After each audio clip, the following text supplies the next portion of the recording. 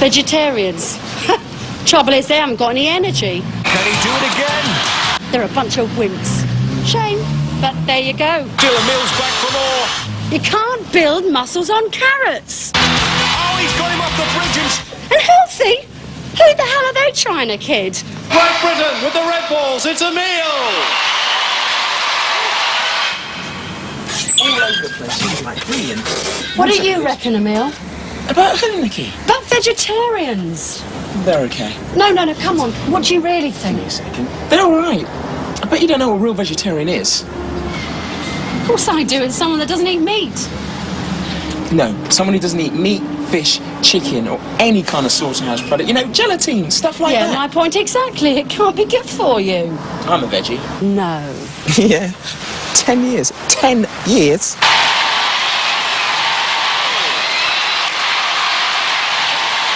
Yeah, all right, but you're different. Name me one veggie that's ever done anything sporty. Okay. Carl Lewis, remember him? 9 Olympic gold medals, the greatest athlete ever. All right, OK. One more. Martina Navratilova, the greatest women's tennis player, again, ever. Oh, all right. One more. Ed Moses, 1700-metre hurdler. I would say the greatest Olympian. Dave, Ironman Scott. Oh, and of course, Guy. Guy who? Guy the gorilla. Oh, yeah, really funny, an ape. What's so funny? We're all apes. All of us. You know something? The only difference between his genes and yours, and we ain't talking denims, is 2%. 2%. Anyway, what's this all about?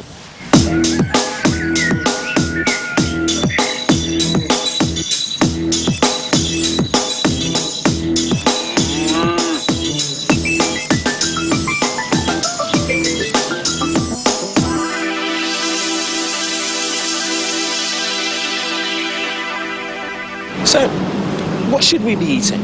Meat. It's only natural. Natural? So why don't you go over there and take a great big chunk out of those calves? What? That is disgusting. Where's your bloodlust? Your teeth wouldn't get past its hide. And where's your claws to grab it with? I'd like you to meet somebody. This is Dr. Chris Fenn, Doctor of Nutrition and Nutritional Advisor for the Everest Expedition, responsible for getting the first ever British woman to the summit, and for expeditions to both the North and the South Pole. Tell me, Chris, do we have to eat meat? Is it natural? It's natural for cats and dogs and lions and other animals to eat meat, but humans don't need to eat meat. In fact, right through our history, we haven't eaten very much meat at all. And that's because we can get all the nutrients that we need from a vegetarian diet. It's only recently that we've started eating more meat and more dairy products and things like saturated fat. Now that's unnatural, and that's not so good for us. Yeah, but what about protein? We're told we have to eat meat because of protein. A lot of people think that, but in fact you can get all the protein you need from eating vegetarian foods. Things like nuts and beans and tofu and milk, they're really good sources of protein. And even things like spaghetti and bread have got some protein in. So provided you eat a range of these foods, you're going to get all the protein you need from a vegetarian diet. So go on then, say it, Nikki. You can't get enough iron. That's not what the experts say. There's been lots of research on this, and the British Medical Association say you can get all the iron that you need simply by eating vegetarian foods. Iron deficiency is no more common amongst vegetarians. A vegetarian diet is suitable for infants.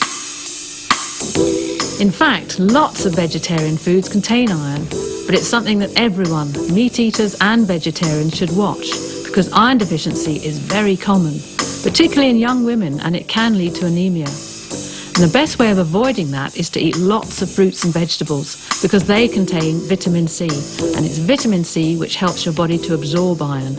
Yeah, but what about all those other things that we miss out on by not eating meat? Like what? Well, you know, vitamins. Vitamins are important, and it's true that meat does contain a lot of B vitamins, but so do lots of other vegetarian foods. Most of the vitamins and minerals we need can only be obtained from fruits and vegetables. We can't live without them. That's how important they are.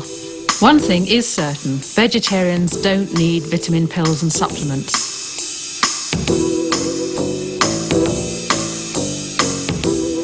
These foods provide complex carbohydrates. What are complex whatnots? Complex carbohydrates are what should make up the main part of our diet. It's what gives us energy. And if you're a sporty person, you need more of these. But there's another important ingredient in a vegetarian diet, and that's fibre. Yeah, I know it's important, but why?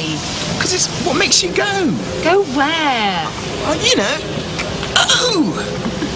Fibre is the indigestible part of the plant, and although it doesn't contain any nutrients, it's really important for health. It's important for your digestive system. It sweeps out all the toxins and all the poisons that you don't want. Most vegetarian foods contain a lot of fibre, but it's not only what's in the vegetarian diet that's important, it's what's not in as well. And that's things like saturated fat and cholesterol. Saturated animal fat and cholesterol contain no essential nutrients, and both are linked to cancer and heart disease. They do not need to be included in the diet. So are you telling me it's because of this health business that there's so many vegetarians? Yes, that and the animals. I'd like you to meet somebody else. This is Juliet Gallatley, founder of the vegetarian charity Viva, and author of books amongst The Silent Ark and The Livewire Guide to Going, Being and Staying Veggie. She also has a degree in zoology. Do you know nearly 1 in 3 young women don't eat meat, and young men aren't that far behind? In Britain as a whole, there are around 5 million vegetarians, and there are lots of reasons for it.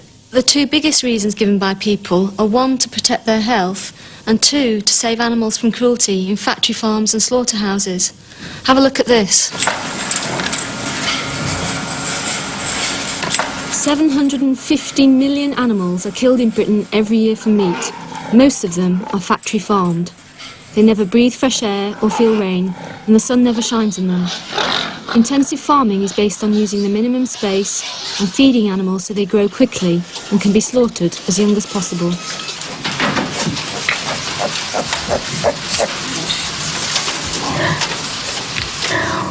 Much of our ham and bacon comes from Europe, where dry sow stalls are used. Research shows that pigs are even more intelligent than dogs, yet they barely have the space to move. Public protests made sow stalls illegal in Britain from 1998, but even the alternatives are overcrowded and cramped. The sow has a natural urge to build a nest for her young, but that's not allowed. Nearly all sows give birth in a farrowing crate. Metal bars stop her from mothering her piglets. She can feed them, but nothing more.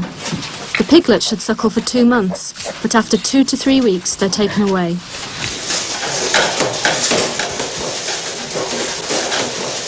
Home for most of them is a barren place of metal bars with no bedding and absolutely nothing to do. These highly intelligent, inquisitive creatures have an urge to explore, but the only thing available to them is each other's bodies. They fight and bully the weaker ones, and bite each other's tails, so badly that sometimes the piglets have to be destroyed. To try and stop it, their teeth are crushed with pliers, or their tails are cut off, or both, usually without anaesthetic. Eventually, the piglets are moved into concrete fattening pens, and when they're killed after 5 or 6 months, this is where most of our pork, bacon, sausages, pepperoni and ham comes from. Of course, piglets in the wild don't bite each other. They've got so many other things to interest them. I don't understand it. If so much meat is produced and so many shops sell it, and we're constantly being told that it's good for us, what's going on? It must be helping to build muscles or something. Believe me, you don't need meat to build muscle. That idea went out ages ago. So let's get one thing straight. The 2 biggest killers in the Western world are cancers and heart disease. Heart disease will kill 1/3 of all the males watching this video and 1/4 of all the females. That's the size of the epidemic. Strokes, blocked up arteries and high blood pressure are all much lower in vegetarians. It's got a lot to do with the saturated fat and the cholesterol in meat. And the good news is that heart disease is really quite rare in countries which eat a largely vegetarian diet. And And even in Britain, you're 50% less likely to develop heart disease compared with meat eaters. Cancer is the second biggest killer, and 1 in 3 people will get one kind or another during their lives. Again, it's vegetarians who do better, with up to 50% less cancers of all kinds. All meat contains saturated fat, even if it looks lean. Meat not only contains saturated fat, but cholesterol as well, and the body needs neither. They both play a big part in causing heart disease and cancer. So what do you reckon, Nikki?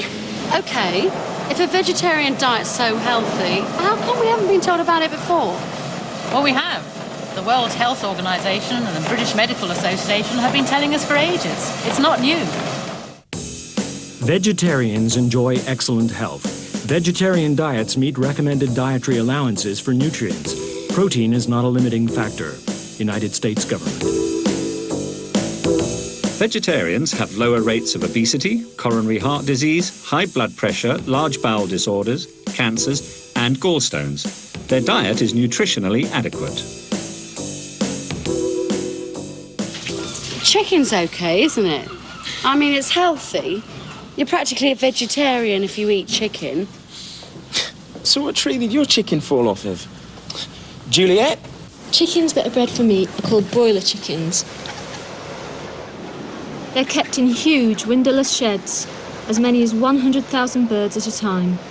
With selective breeding and high-protein foods, they go from day-old chicks to fully grown birds in 6 weeks. They're killed while they still tweet like chicks and have a chick's blue eyes.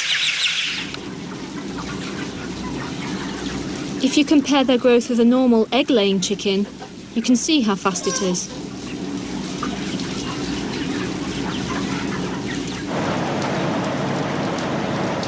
Their skeletons don't form properly, and because of this, their bones break easily, sometimes just from the weight of their bodies. On top of this, their legs and feet become deformed. Nearly 700 million chickens are reared every year in Britain, and research shows that 4/5 are affected. Many of them spend the last days of their life in pain.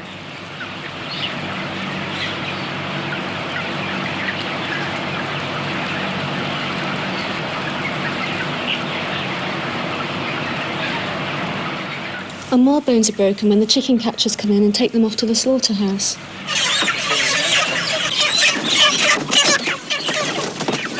Without the birds being fed antibiotics every day, diseases in the broiler sheds would spread like wildfire.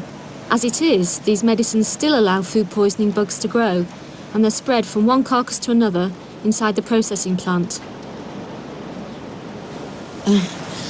I'd rather have turkey anyway. Life's probably even worse for turkeys. It's hard to believe, but their ancestors still live in the wild in America and can fly at over 90 kilometres an hour. Some modern turkeys can hardly walk, and none can reproduce naturally.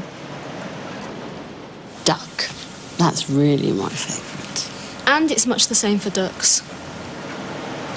Birds which have evolved to live with water, dive in it and feed from it, never even see water, except in their metal feeding tubes. Fish. That's what I really like. Not a lot wrong with fish. Listen to this, man. Alan Durnan, talking to us from the World Watch Institute, one of the most important environmental groups in the world.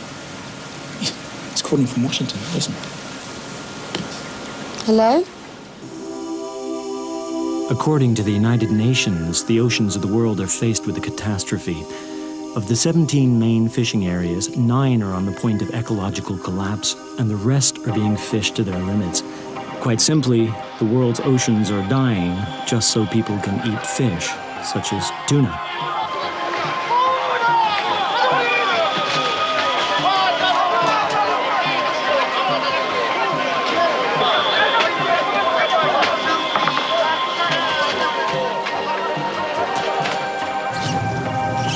But it isn't just the fish that suffer.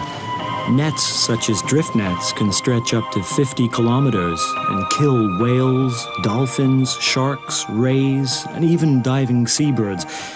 It seems crazy, but much of the fish caught is fed to other fish in fish farms.